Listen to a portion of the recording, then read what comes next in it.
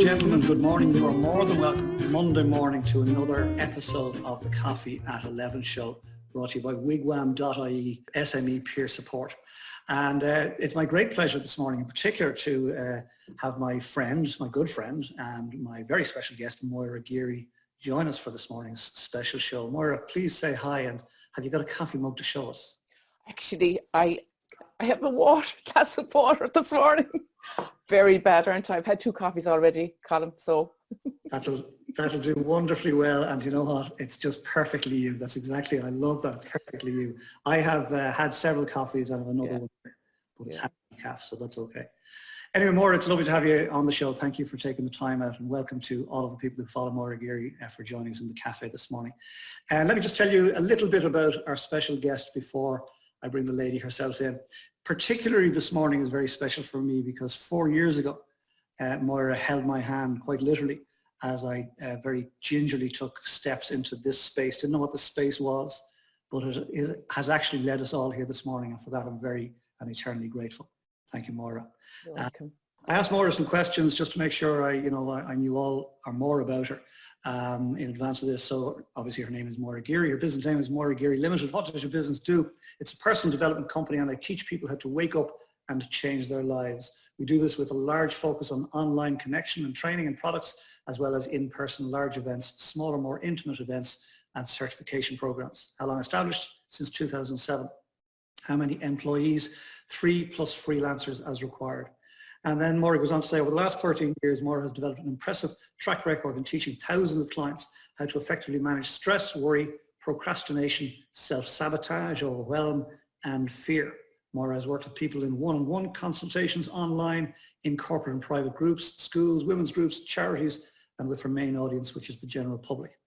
With a love for all aspects of mental fitness, Moira understands that to gain true, complete happiness, you have to target this at all levels, psychologically, emotionally, and spiritually.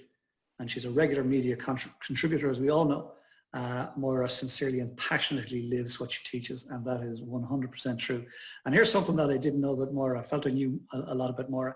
Here's something I didn't know. I'm quite sure a number of you won't know.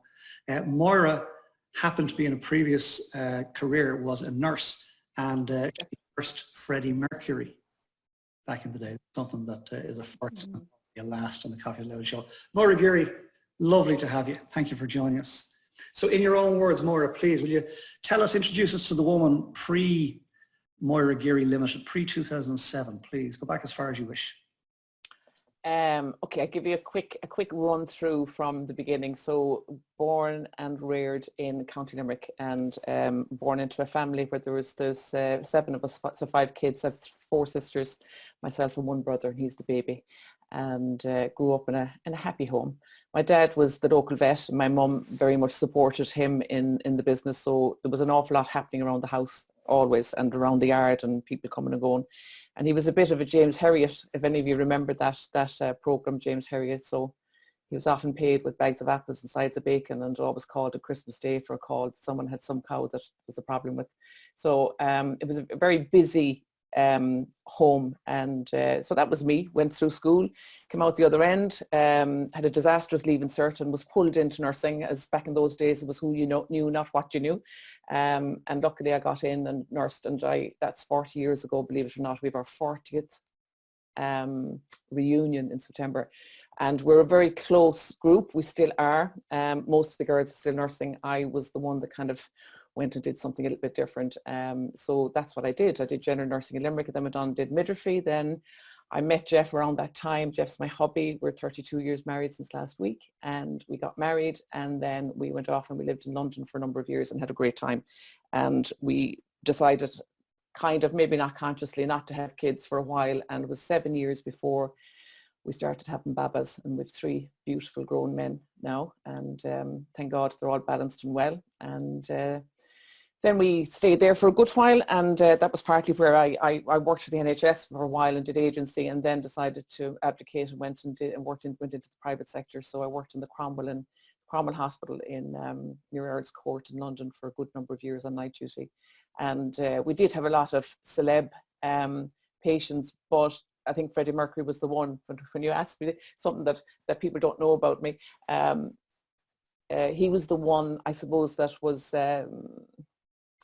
it just felt surreal to be around him. To be honest, humans are humans and we're all the same, but there was something very special about him. Now, he was very close to the end when I met him, but so moving on then, I was asked to come and help out in Berkshire in England. Was actually one of the senior members in the Cromwell. She was moving and she was opening a holistic and orthodox medical centre for rehab for spinal surgery. And she asked me to come and be the director of nursing, but actually they gave me the title matron. So I was a matron for a number of years. And when I went out there, I was introduced to a holistic world, which really wouldn't have been really necessarily in my focus, or I wouldn't have been that aware of it. And so the focus in that clinic was to amalgamate both orthodox and holistic medicine together. And when we did that, I thought it was all a bit cracked, to be honest. And my remit was to look after and take care of obviously the patients and the staff, but all the medical stuff. So that was my thing. But when I noticed the recovery of patients that had holistic support, it was phenomenal to see the recovery. So it just kind of whetted an appetite so I went down the route of having a look closer at a lot of holistic practices, and through that I always had a very huge interest and very keen interest in behaviour. What makes people tick? Why do they do what they do? My first book ever that I bought at 15 was Man Watching. I don't know if any of you remember that, by Desmond Morris, and it was a book about body language and what you can not so much read through what somebody does with a movement. And I know now, obviously, because I've studied this stuff for so long, that we look at it in clusters, not in one particular movement. But it's fascinating what we can read through our language, our behavior, and things that we do subconsciously. But basically, all of our behavior is driven by our subconscious. So that was where I was at for a good couple of years out there and loving it. I had a great time, great fun, opened up to a whole new world, and started having babies. And then when we had I was pregnant with Dan, our second boy. Joe was 2 and I was pregnant with Dan, and we decided that we wanted to bring our babies home and rear them in Ireland because of their cousins and all of that. So that's what happened. So we moved home. Then I soon got pregnant with Connor, and I decided, well, I'm not going back nursing now, looking to have 3 babies taken care of while I'm gone all day. So I stayed at home and did lots of things over the years, all sorts of things. I never was not doing something, from teaching people how to cook to minding kids at one stage because it suited, because Connor wouldn't go anywhere when he was a baby and he wanted to be at home. So I had a number of friends that wanted someone to take care of their kids for a couple of hours in the morning. I did that, and that was fabulous. So I did loads of different things, pottering, and until I suppose I landed in what I believe is my life purpose, and that's what I do now and what I've been doing for many years. So it's not work. It's absolutely not work to me. It's just a pleasure every day, absolute pleasure. And may I come in on that? Yeah. Thanks for that, Moira. That's a very rich backstory. I love the fact that yourself and Jeff went off and you spent 7 years together, and you know it to be true that you and Jeff are best friends, and that's lovely. Yeah. A couple of things that you made a note of. You were given the title of matron. I somehow can't see you as matron. So. I was. Maybe not your traditional nurse diesel, really, but I suppose to me the role of the matron is that she has her finger on the pulse of everything, and I'm good at that. I'm good at that kind of overview. I can see, I can anticipate. So from that perspective, it probably was the right title for me, but not the traditional cross, cracking the whip. Yeah. I think that's obvious to everybody. You're definitely more than capable in every sense. That about the finger on the pulse, but even your color scheme, you're bright and bubbly the whole time. I have a matron dressed in black in my head here. It doesn't work. Delighted you're not the traditional matron. The other thing that you spoke about was you were practicing traditional medicine, then you're introduced to holistic medicine. And a phrase actually that you and I would have spoken of over the years is woo-woo. Yes. Woo-woo for you. Right? And then gradually the woo-woo seemed to have wooed you in this space, and you finished that last piece by saying perfectly well, you believe you're living your life's purpose, and I don't think there's anybody in the Café today would disagree. Moira, just wonderful to witness, and we give you a round of applause. Thank you. Pleasure to have you doing what you're doing. So that led you to the establishing of Moira Geary Limited, 2007. I also know, if you don't mind, there was a point when, during the crash, there was a point when the building industry changed and it sort of pushed you to the forefront. Would you mind touching on that? Yeah, and I suppose I was saying that, you know, we started this and this business and this is what I do, but really in 2007 it was a hobby, Colm. It wasn't something that I was doing full time. Jeff was working very busy in the construction industry, and in 2009, when everything went belly up, all the contractors he was working for, they all went out of business, so he didn't have work. So also, the last company that went out of business 2 weeks before his work dried up with them, his mum went missing on a holiday. I'm sure a lot of people remember that story. So Granny, who lived with us actually here, she was a great woman, very formidable, magical character, and she went off on a holiday to Italy, to Stresa, and she went up on a cable car to a viewing spot. They kind of had a day off. A lot of them had gone to the market in the morning, including Granny, and some of them had gone up to the viewing spot, but she decided she was going to go in the afternoon, and people were saying to her, "No, Marie, don't do that now."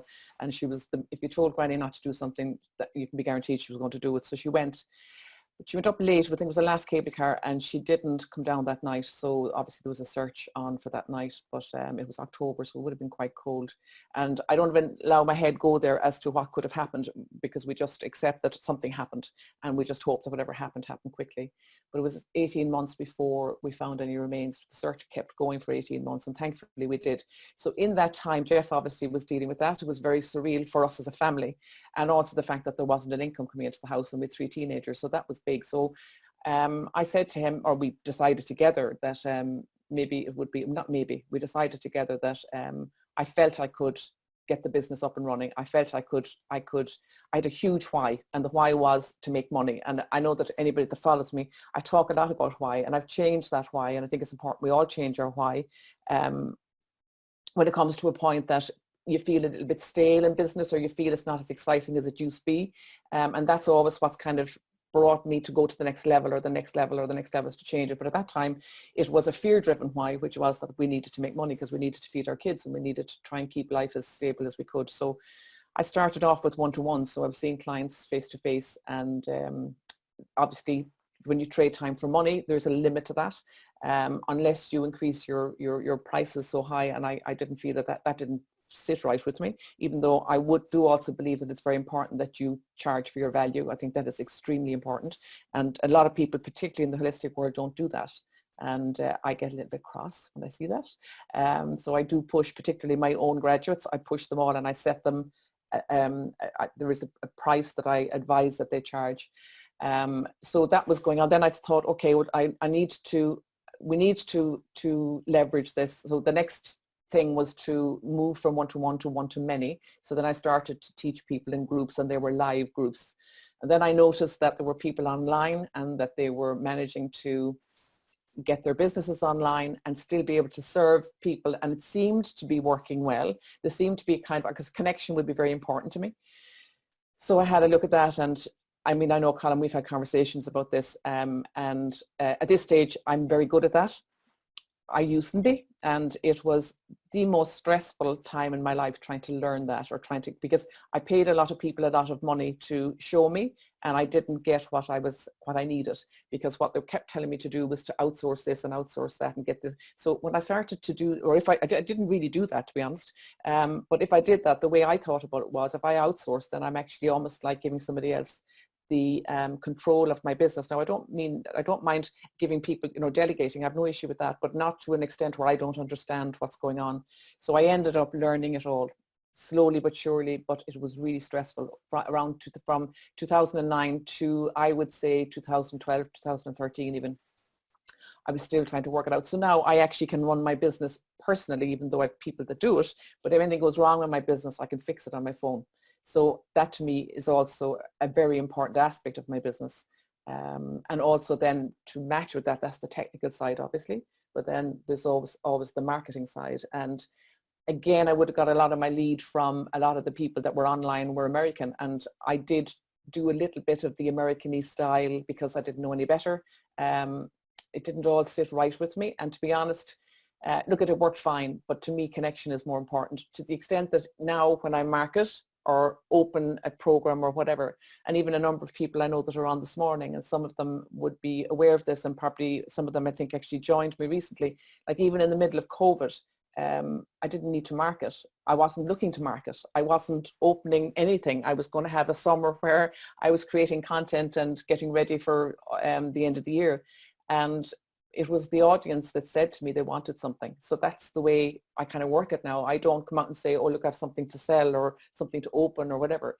It's, and I think this is really important, that the reason why that works is that I really work, I won't say work, it's not hard, but it's connection is really important to me. So when you have like-minded people in a group and they all are supporting and helping each other, they want to stay together, and if they want to go deeper, yes, of course I can open something to support them and help them. So that's kind of the way it's grown, and that's the way it's working now. So it's almost like the flywheel effect. It's yeah, there still is plenty of connection and communicating with people, but it's almost like it's rolling on its own now. Yeah. I love it, and it's very obvious. It's really interesting to witness your journey from the outside now, you know, because I came into your orbit in 2015. We started talking 2016. We started working together, and as I said, I'd be forever grateful for you holding my hand through those early days. Because truthfully, people in the cafe here, I had no idea that I had a voice, no idea that I had anything to say. And perhaps you're feeling like that at the moment. So it's what attracted me to Moira, and Moira showed me that I actually had something, and we've been teasing that out ever since. If I may, Moira, and again, thank you for that. Sorry for Jeff's loss. That's a tragedy. Nobody. She wouldn't have gone any other way, Colm. Okay. That was Brenny. Yeah. It was desperately sad, but that said, that said, 18 months is a long time for the family. It was a long time. Yeah. Okay. I love the fact that you had to figure out, and you're a firm believer in, you must know your why, but you were very honest and said when you started, your why was fear-driven. Yeah.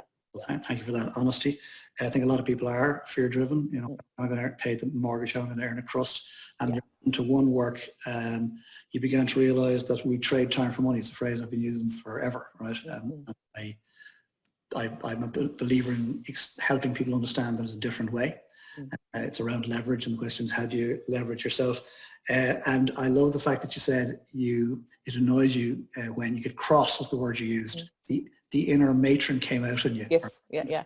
Right, when people are undervaluing their service. So hats off. You also said a couple of things that I think is really important. You said, I'm very good at it now. Around crafting online programs, as we started the conversation. And you said, you admitted to yourself and to the rest of us, I'm very good at it now. I think that's really important, that we're able to step up and say, do you know what, I'm really good at what I do. You also then went on and you said, but I used to be. And there's a fear, and that's why I love the Coffee to Level show, and really thanks for coming on this morning, because it's really about real people coming on and being real in front of other people. No pretense, right? Because somebody out there needs to hear the message that only you can deliver in only your way. You and I could use the same words, but they'll hear from you for whatever reason. So it's about being real, and thank you for that. So there's a fear out there that I sense, that people look at people like you as having it all together, right? And thinking you were born with a silver spoon in your mouth. I'm sure it was easy for her.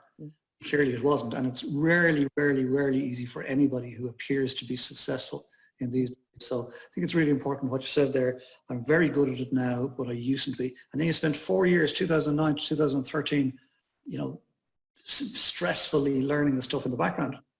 You'd turn up online or in live, and you'd be smiling and happy, right? And nobody sees the journey. So thank you for sharing that. So you've sort of skipped into where we are in COVID, but I'm going to ask you just to focus on COVID for a second, if you don't mind. So you brought us through the journey, you know, the early years up to COVID, and you skipped into the fact that now through COVID, it's actually manifesting almost on its own. A lot of people are experiencing the opposite. But take us through your reality of COVID, please. So I first of all talk about very briefly COVID itself, and the fact that it is a virus, and with my medical hat on I would have views on that, and then I would have another hat on because there are a lot of people talking about conspiracy theories, etc. So my jury's out at the moment, but I do think, and this is just, I'm just going to throw this out there, I think it mightn't end the way we think it's going to end. I don't know, as in I really don't know, but I just would question some of the data that we're using to direct ourselves through this, and I'm hoping that that will be challenged, but I'm not going to say any more on that now because we could start conspiracy theories. But anyway, so that's that. So hopefully that'll happen. Anyway, so aside from that, basically we're being controlled at the moment because we need to be, and if what we're being told is absolutely true, then we're doing the right thing. So obviously we're locked down, but of course that has huge implications on us as humans because we like connection. It's important to connection. So I think that the important thing, I suppose, and this is something I did actually on a call to, I was asked to do a presentation to a women in business network, and the way I described to me what was going to happen, and it actually has played out so far, was that in the beginning of COVID, what happened was we went into panic, and that would be when we were buying toilet paper and buying pasta and panicking and buying face masks and doing all of that. And there was a huge panic. And then what happened maybe about a week and a half into that, we went into kind of a phase of, hold on a minute, we haven't all fallen apart yet. So that was almost like our kind of coming to realize that we're kind of okay. And then what happened is we went into a phase that I've been calling the pause phase. And that's, I suppose, where I put a big effort in Positive Week and Barbara's, my Facebook group, to support people, because I think the pause phase was the phase that people were going to have the most issue in, because we're now paused, what the hell is going on? At least in panic, we were in panic. At least in the next phase, we started teaching each other languages and doing yoga and doing all sorts of cooking and baking, and there was all of that going on online. But pause phase was a little bit scary for people. And I suppose when I explained my interpretation of that, a lot of people would have messaged and said, thank you, because now I'm not looking into an abyss of nothing and the unknown. And that's what brings up fear for people, is the unknown and not being controlled. And I believe that we're now coming out, starting to emerge out the other end of it, but I don't know whether there will be, whether we'll have to pull back on that. So that's kind of my concept of what so far, where we are with it. But within that, then I suppose the important thing is to look after each other. I think that has been the most important thing. And for me, I suppose, in what I do, the only way I could look after people is certainly not go and do people shopping and collect their prescriptions and do that sort of stuff. It's just, I probably get all that wrong and I'd be impatient with that. But the way I could support and help people was to come in and connect with people every morning. So in Positive Week and Barbara, I don't know, we have about 5,000 people in there. So I'm in there every morning at 7:30, and I've now committed to 100 days. We're at 60 something, where every morning we connect energetically and we then do a 15-minute meditation. And that has made a big difference to people and to me. So don't think for a second that, there isn't a payoff for me in it as well. There absolutely is. And it's been very important, because I suppose I understand why people do what they do the way they do it. One thing is routine, that's very important. Connection is very important. And then to teach people something different. And every morning I'm also getting people to reflect on something, or to giving them a little thing to do every day, so that they're having and preparing themselves. And this is what's really important about what's going on in there. I'm asking people if they want to, I'm not telling them what to do. They want to take on some of the concepts that it will prepare them to do what I teach people to do, which is to be able to self-regulate, so that we can manage ourselves and we can keep ourselves in a very balanced way, so we're not reactive all the time. And whatever about learning that in as we're going through COVID, it will be immensely important for people and very helpful for people when we come out the other side of COVID, because if they will come out different people if they take on the concepts and put into practice what I'm talking about every day. So that's what COVID has been like for us. And then obviously when people started emailing in saying, can I go deeper? Can I go deeper? We did open Wealthy Minds for people. So I'm looking after a group of people that are going through that at the moment. That's an 8-week, quite intense program where people delve deep and they get fabulous results. So that's going on at the moment as well. Yeah. I love it, Maura. One of our guests on the show a few weeks ago said, never waste a good pandemic, Oh, God. No, but I think it's a quip, right? And never waste a good crisis. It's a quip on that famous phrase, never waste a good crisis. Yeah. And and this particular individual, Liam Burke, he was talking about, he's a tour operator. He was talking about doing the garden, which he wouldn't normally have time to do. So he was talking about those types of things. The other side of it is, we can't all go gardening and expect to come back out the far end when the veil lifts. Curious about when you said it might not end the way we think it will. You planted a seed there, which I'd love to pick at it, but I won't, because of possible conspiracy theories going Yeah. I suppose when people talk about what's going on and we all have beliefs about it and we all have our opinion on it, I suppose what I would do is I challenge people to ask them what is their opinion based in. So where is the data? Where is the research? What research are we going by in relation to even, I mean, we could even go as far as asking the government and the HSE, like who are the scientists that are who are the scientists that are advising them and where is the data that they're advising them on? I'm not saying that it's right or wrong. I don't know, but that's my point. I don't know. So then if you have conspiracy theorists over here, again, I would question them the same way because I can't give an opinion unless I have all the information. And I don't know all the information. So that's why I'm saying that. I'll leave it at that. I love it. I opted not to pick at it and then you gave me more, but we're going to stop it now. Yeah. Okay. So yes, some people have gone gardening, right? Mm-hmm. Expect them to be able to reinvent at the drop of a hat when the veil lifts for them. And I'm not quite sure that you and I would, well, certainly I'm not quite sure that I would subscribe to that. I think it's got to be a healthy balance. Loved the fact that you're helping people, giving them tools to help self-regulate. Love that. And I love the fact that you stepped up and said, you asked yourself, what can I do in this time? And you said, I can do 100 days of meditation. And you've stepped up when you've done that. And hats off to you for doing that. And it's helping a lot of people. So congratulations and bonus for being you. Thank you. And I think that's really what's coming through here, Moira. You're born of a servant heart, you know, because you're a servant leader for sure. And you live your truth every day. And it's genuine, and therefore people are attracted to you, and rightly so. So to keep up the great work. It's really interesting because you're out there serving. This has come up several times in the show. Stop selling, start serving, because you're out there serving. People actually want to buy from you.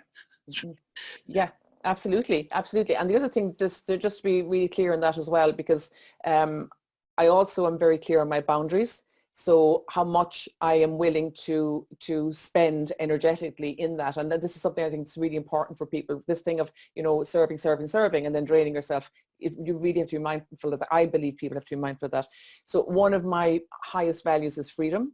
So when I committed to the meditations, I hadn't a day on it, or a date, or a number of days. And that to me was kind of wide open. But I knew that we'd kind of feel it as we were going along.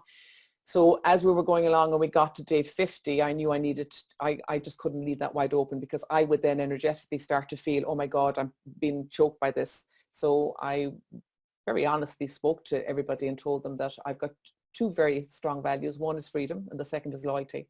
So I will commit to 100 days and I will turn up every day for 100 days. But at the end of the 100 days, I don't know what will happen, but at least I know that I don't have to commit open-ended, because that to me would just literally, I'd feel strangled.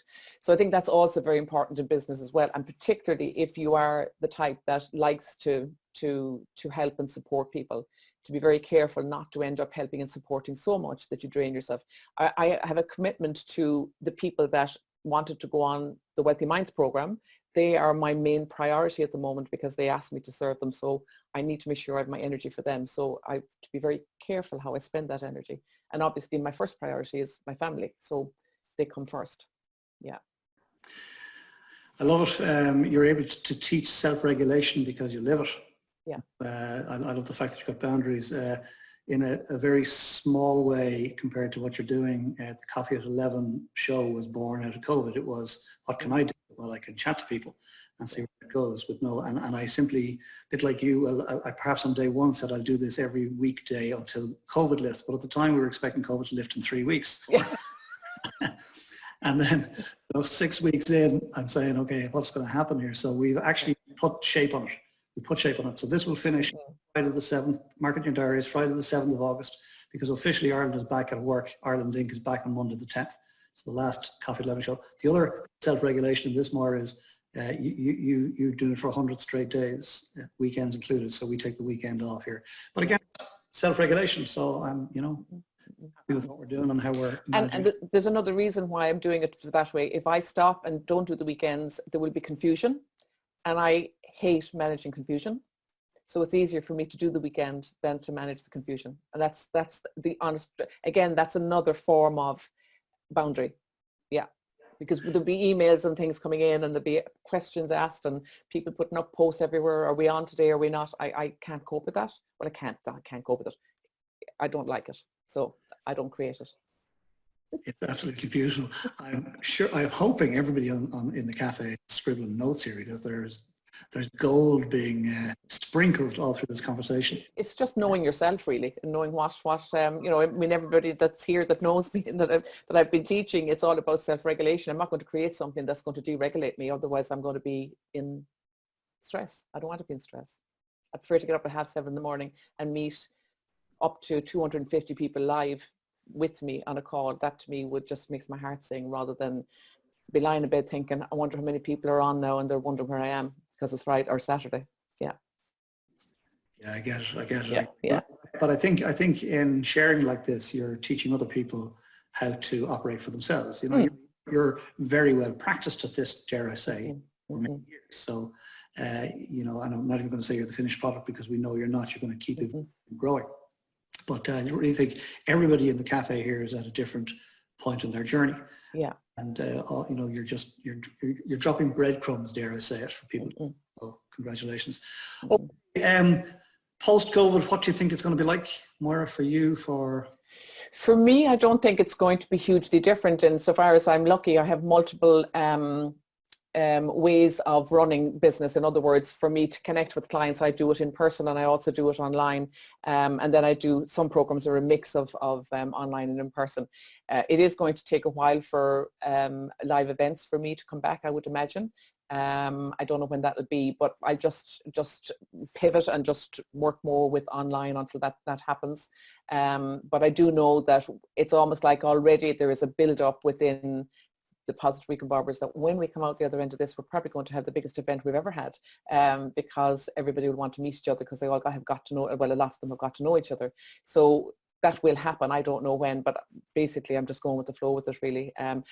I just have to keep my focus on what I'm here to do, and I'm here to support people, to teach them how to self-regulate, how to manage themselves, how to manage their emotions, how to manage their reactions, their reactions to themselves, to their people around them and their environment. That's my job, and that helps to raise people's vibration, and it has an impact on all of their people. So that's my focus. So whatever way, I'm lucky I have different ways I can do that, regardless of whether we meet people or we don't. So I just continue to do that. That's just it, really. Yeah. Because of what you've done in the past, Moira, it has led you into COVID in this space where you can serve, and as a result, people want to purchase from you. Stop selling, start serving. You've lived that all your life, I think. And so COVID, dare I say it, from a business perspective, has been reasonably positive. Yes. Yeah. Which is wonderful. And post-COVID, it's more of the same, which is really congratulations. And we wish you yeah, as long as people want to learn how to self-regulate, I'm here to teach. So, and I don't think that's going to stop ever, because we're human. Absolutely. So give you a round of applause, ladies and gentlemen, please, Moira Geary, for that. Moira, before we go to Q&A, and ladies and gentlemen, we are going to go to Q&A from the floor. So whoever wants to ask Moira a question, you better stick up your hand soon and I'll get to you. But before we go there, Moira, please, could I ask you for one tip? What one thing would you say to your nearest and dearest? You get through COVID, come out the best in best shape by doing blah. What's that blah for you, please? It really is everything I teach. It's about learning how to keep yourself regulated. That's the most important. I just believe that's the most important, because once you are able to manage how you react to any circumstance, you're totally in control. You're free. Once you start to decide that something else is actually managing how you're reacting to something, then basically you've handed away your power. And that's just everything I teach. Yeah. I was actually going to say, it's a rude word. Can I use a rude word or not? Yeah.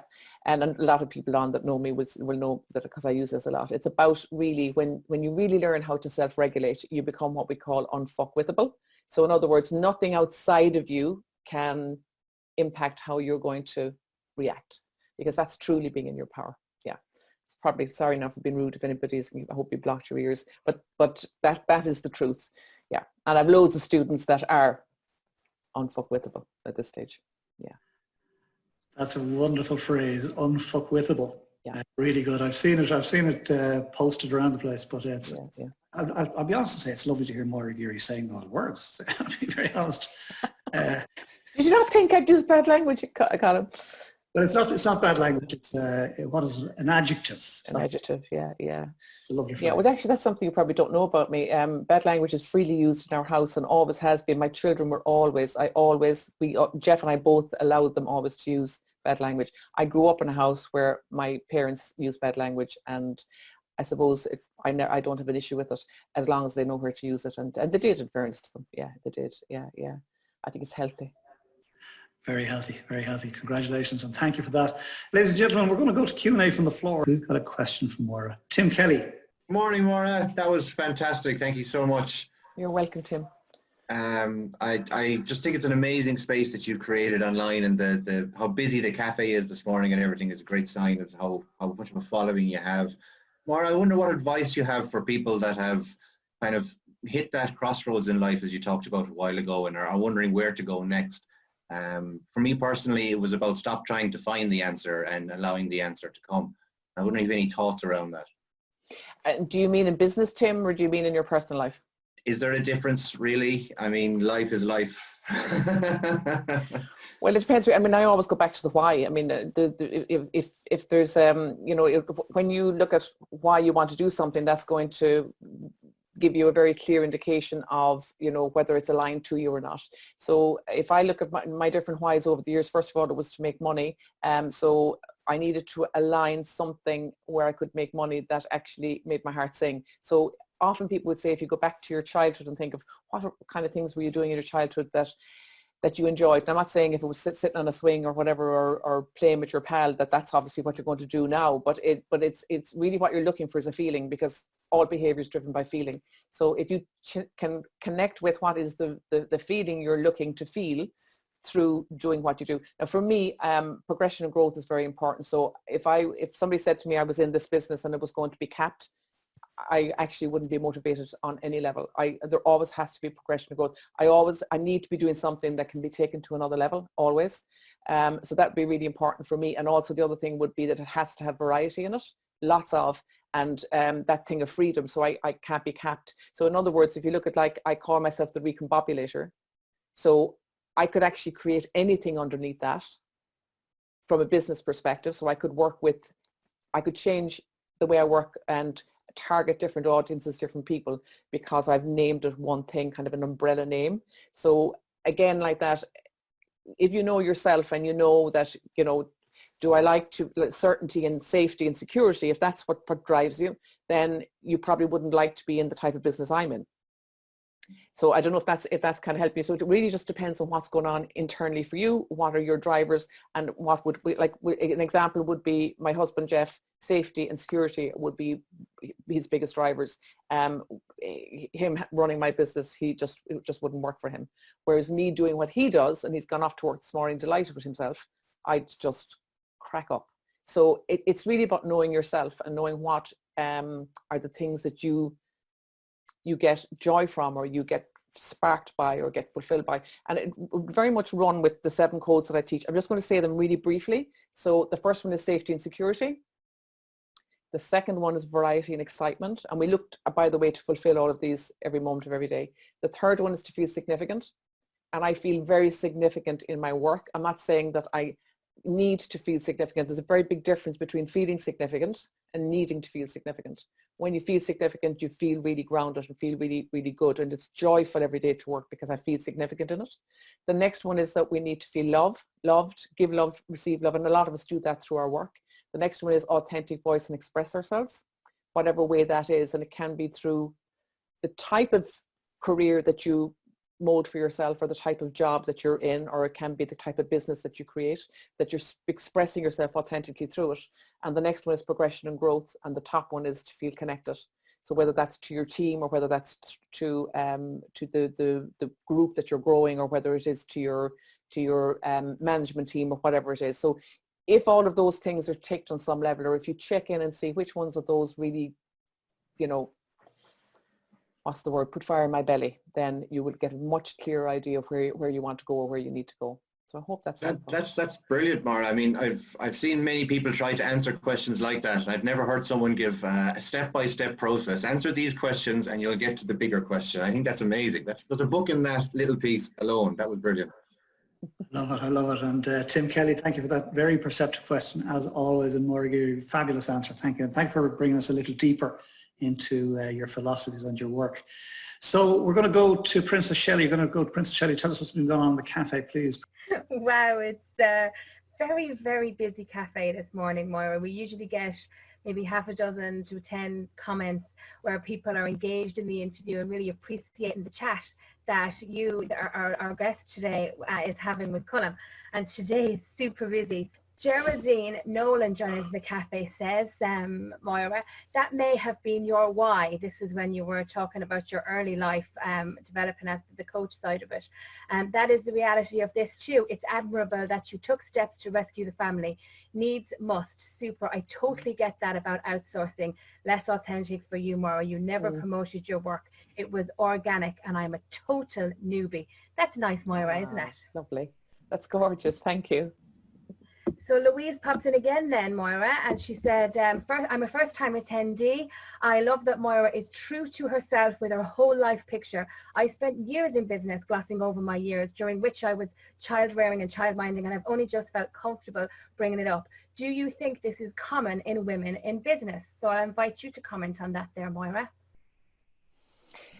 I think it can be, and I suppose it really just depends on what area of business. I think a lot of women in corporate probably not, well, certainly not, out publicly, but I speak to a lot of them behind closed doors, and yes, it would be for them too. Yeah,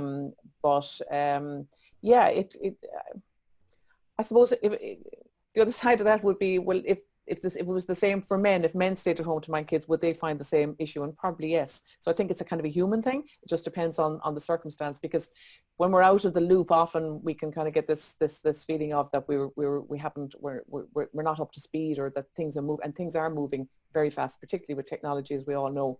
And that if you're out of the loop for a couple of years, that if somebody has an issue with confidence before they're out of the loop, then that can be quite an issue for them. Yeah. Thanks for that, Moira. Thank you. Bridget Keady says to everybody that she connected with Moira on Facebook at the beginning of the current virus crises, and can truly say that having Moira in my life, particularly at this time, has made an immense positive impact on my life. So that's very nice to hear, isn't it, Moira? Thank you. Then Sarah Moore Fitzgerald says, thanks to Colm and Moira for this lovely event. She did apologise in advance that she may need to leave early, but it's great to pop in and listen to this inspiring conversation, which, everybody, is exactly why this cafe is here. You can pop in. We'll give a little round of applause for that. That this cafe is here. You pop in when you can and you eavesdrop on a really inspiring conversation and you take something away from it. So thanks for joining us, Sarah, while you could. Then Maureen says, Maureen O'Callaghan in the cafe again has said that, where are you gone, Maureen? You're truly living what you teach, Moira, and it's from your heart and your life purpose. Well done. I've been in the holistic field for over 20 years and I am resonating with everything that you've shared. I'm really enjoying your wealth minds. You're an inspiration, XX. Isn't that lovely? Thank you. Then Geraldine said, I agree, Moira. I'm kind of whizzing past some of these. I agree, Moira, we're in unknown territory. It is a learn as you go through a trial and error, in particular with the lifting of restrictions. We don't know what lies ahead. And then Linda, who was joining us then, said, thanks, Moira, for your help. What an amazing story and a true lady. And then Geraldine says, positive recon bobbers. It's absolutely beautiful and kind. So yeah, so many rich comments. Alison says, your time in Recon Bobbers has been amazing and has helped me to remain focused on the positive. And then Grania says, Moira's helped me so much since all this started in positive Recon Bobbers. All these wonderful testimonials, Moira. I mean, they really are super, aren't they? Geraldine appreciates the lens of self-regulation, and it gives us back our power and reminds us that we're responsible for our own behaviours and reactions. Yes. And Declan Stout says, Moira's honest commitment to people is so refreshing. so many, isn't there, Moira? Really, I could literally go on forever. Eamon has popped in your community, your Facebook community there, Moira, the Positive Week of Yes, Bobbers. thank you. Yeah, So that link is there, everybody, if you would like to see it. And then finally, I think I may have time for one question after this, guys, if you'd like to raise your hand. But Bridget Keedy says, I start every day with Moira's Connection on Facebook at 7:30 a.m. And it's such a positive way to start the day. I know it's helped family members and a few friends too. I just need Moira's voice for my morning alarm, as her voice and what she says calms me and excites me for my future. So waking up to Moira's voice would be great. So you might consider that, Moira. What do you think of that? Somebody's morning alarm. So yeah, I've lots more. Una McGooey is saying thank you for the love and connection. So many here. And I may have even missed Grania saying thank you so much for all the lovely things that you're sharing with us today. Bridget says, I often see you on the connections. It'll be quite something when we all get together in a room full of colour, hope and love. And I see there that lots of people are resonating to the term unfuckable with. So, and on that unfuckable with note, I will take it back from Princess Shelley, because we could go on all day. And one of the rules we have around the cafe is we want everybody to come in and be gone within the hour. So Moira Geary, thank you for being who you are, because you're very welcome. Comments. And Princess Shelley, thank you for that little segment. Very welcome on the show. Thank you, Princess Shelley. So Moira Geary, it has been our pleasure having you on the Coffee at 11 show. And on a personal note, I do want to say thank you for being that person who, as I said, held my hand and helped me take those faltering steps on an amazing journey. No idea where it's going to lead, but it's led to where we are today as of now. Really and truly, thank you, Moira. You're very welcome, Colm. Very welcome. And Colm, the other side of that too is I can tell you everything, but you did actually put it into practice. So you did, and I'll use another rude word, you weren't what I call an asshole. So you actually did what, because you get lots of that too. People ask for help and then they just say, oh yeah, right, and they don't implement. So in fairness to you, look what you've created. So hats off to you and congratulations. Yeah, thank you for saying that, Maura, and I will accept some responsibility for that. In fairness, she regularly would say to me, in fairness to you, Colm, you're doing what I tell you to do. So I was saying, okay, Maura, tell me what to do, and I go away and do it, and here we are today. So it's an absolute pleasure. It's a closing of one loop, and hopefully it'll spiral into more and more and more into the future. So Moira Geary, thank you for being on the Thank you so much for having me, and thanks to everybody for turning up. Thank you so much, and for all the lovely comments. Round of applause. So before we let you all go, and as Princess Shelley said, you are welcome back any day, 11 o'clock Monday to Friday between now and the 7th of August to meet more people worth meeting. And let me tell you, in fact, what's going to happen here on the show tomorrow. We've got a very interesting man. His name is Graham Burns. Graham Burns. And Graham, I've known Graham for some years. In fact, Maura, Graham and you were That's right, we were neighbours actually. Yeah. Very good, yeah. So Graham Burns is coming on the show tomorrow as my special guest, and Graham is a regional director with CPL. You know the recruitment people? Regional director with CPL based here in the Midwest, and he is going to talk to us about a really exciting topic, the future of work. Now Graham gave a lecture, a presentation on the future of work last year that I attended. It was fascinating, one of the best things I'd seen. And of course everything's fallen off a cliff since, so I'm really curious to see what he's going to share with us tomorrow. So Graham is here tomorrow. If you have time, you're more than welcome. Of course, the replays will be out there on the YouTube channel afterwards anyway. Let me just thank Princess Shelley and Eamon Smith. Welcome back, Eamon, and Katrina O'Brien for being part of the team to make this happen every day. I want to thank you for that. I want to thank wigwam.ie SME Peer Support for their support. And on that note, we'll bring the show to a close and say, Moira Geary, namaste. Namaste to all of you, and applause to you all.